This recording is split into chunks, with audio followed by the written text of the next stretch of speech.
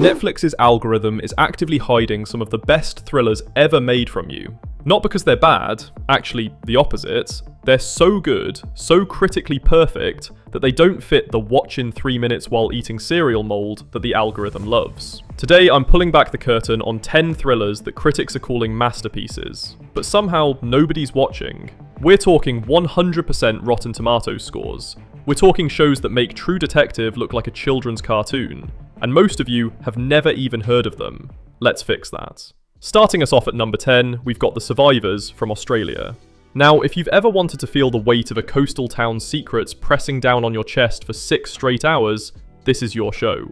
It's set in Tasmania, which, fun fact, is basically the moodiest place on Earth. A guy returns to his hometown 15 years after a storm killed his brother.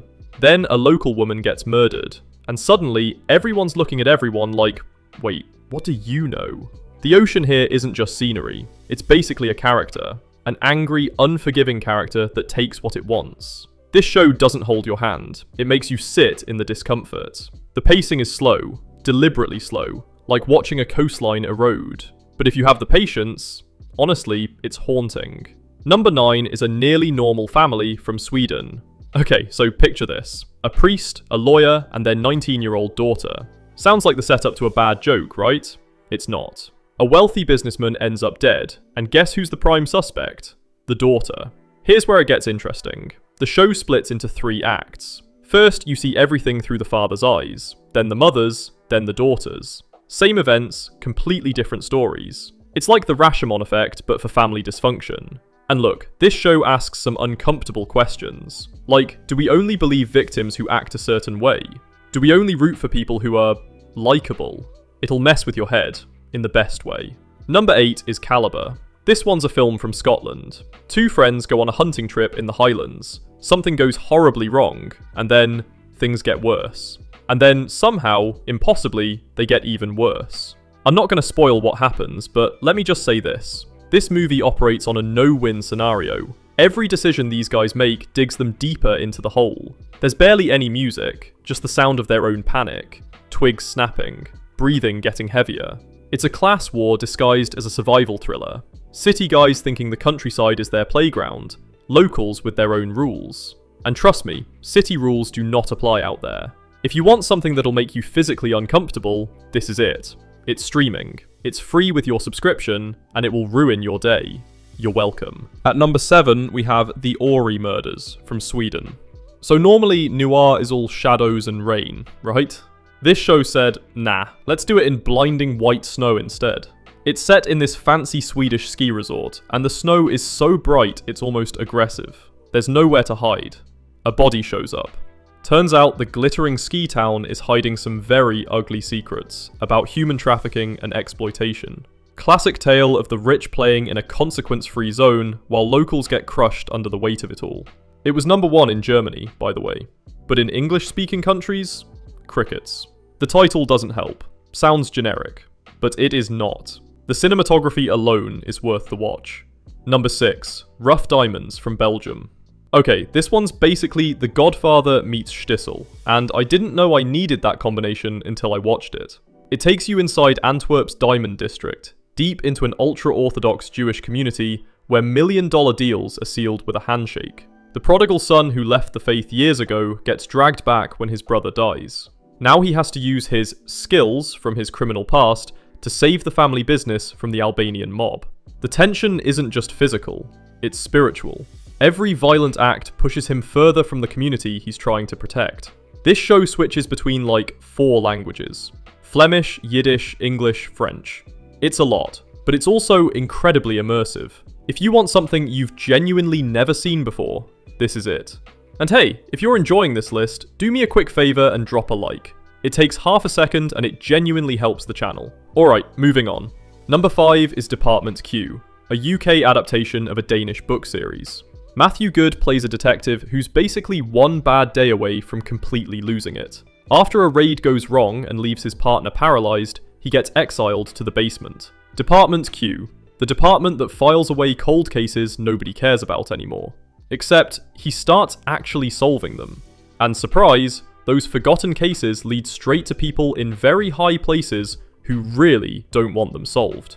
Critics described Good's performance as an exposed nerve, and honestly, that's accurate. This isn't your typical brooding detective. This guy is raw. It's from the creator of The Queen's Gambit, by the way. So yeah, the pedigree is there, just nobody's talking about it. Number 4, Kleo Season 2, from Germany. If every other Cold War drama is grey and depressing, Kleo showed up in a bright orange jumpsuit and said, "Let's make this fun." Jella Haase plays Kleo, a former Stasi assassin who was betrayed by her own people. Now she's on a revenge mission through post-Berlin Wall Europe, chasing a mysterious red suitcase that holds all the answers. The show is violent, like really violent, but also genuinely funny. It treats spies not as genius masterminds, but as petty bureaucrats caught in the gears of history. It's absurd in the best way. Season 2 has a 92% score, but because it oscillates between slapstick and bloodshed, people don't know what to do with it. Their loss. Number 3 is The Victim's Game, from Taiwan. Alright, here's where things get heavy. The main character is a forensic detective with Asperger's syndrome, and this show doesn't treat it like a superpower. It shows the friction, the isolation, the way his obsessive attention to detail makes him brilliant at his job, but terrible at connecting with people. Then his estranged daughter's fingerprints show up at a crime scene, and he makes a choice that changes everything. The deaths in this show are staged, elaborate, almost like performances, because the victims are using their final moments to say what nobody let them say in life. It's dark, it deals with suicide directly, but it's also one of the most thoughtful examinations of marginalization I've ever seen in the genre. Taiwan doesn't mess around. Coming in at number 2, Dark Winds. This one's American, set in 1971 on the Navajo Nation, and it's a genuine landmark for indigenous representation on screen. The writer's room is predominantly indigenous, the cast is indigenous, and Navajo culture isn't exoticized or treated as a backdrop. It's the living reality of the characters. Zahn McClarnon plays Lieutenant Joe Leaphorn, and let me tell you, his performance is one of the best on television right now.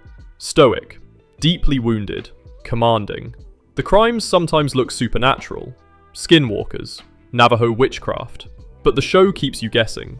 Is it something beyond explanation, or is it just human greed wearing a monster's mask? It has a 100% Rotten Tomatoes score, 100, and most people I talk to have never heard of it. The distribution is confusing. It's AMC in some regions, Netflix in others, and the Western label scares off younger viewers. But trust me on this one. Actually, quick question. Which of these shows have you already seen?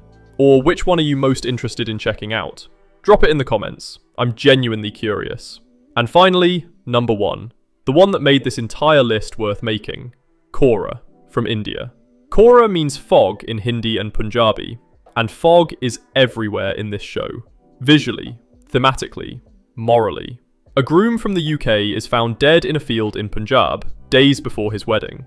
2 local cops start investigating, and what they uncover isn't just a murder, it's the rot underneath an entire society. This show destroys the Bollywood version of Punjab. The happy farmers, the colourful weddings, the dancing, gone. Instead, you get a region grappling with drug epidemics, land disputes, and the hollow promise of escaping to the West. But here's what really sets it apart. It examines toxic masculinity with a scalpel. The lead detective is haunted by his failures as a father. His partner is trapped in a nightmare family situation I can't even fully explain. The show doesn't give you villains. It gives you people crushed by systems they didn't build, but can't escape. It has a 100% critic score. Filmmakers are calling it the best show of the year. It's on the level of Mayor of Easttown or True Detective Season 1. And yet, because it's in Punjabi, because it's not flashy Bollywood spectacle, because the algorithm doesn't know what to do with it, almost nobody in the West has seen it. That's why it's number 1. Not just because it's incredible, but because the gap between its quality and its visibility is genuinely criminal. So there you go.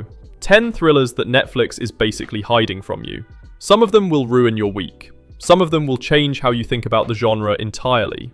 All of them deserve way more eyes than they're getting. If this video helped you find your next obsession, subscribe to the channel. I dig through the streaming wasteland so you don't have to. And if you've already seen any of these, let me know which one hit the hardest. Until next time.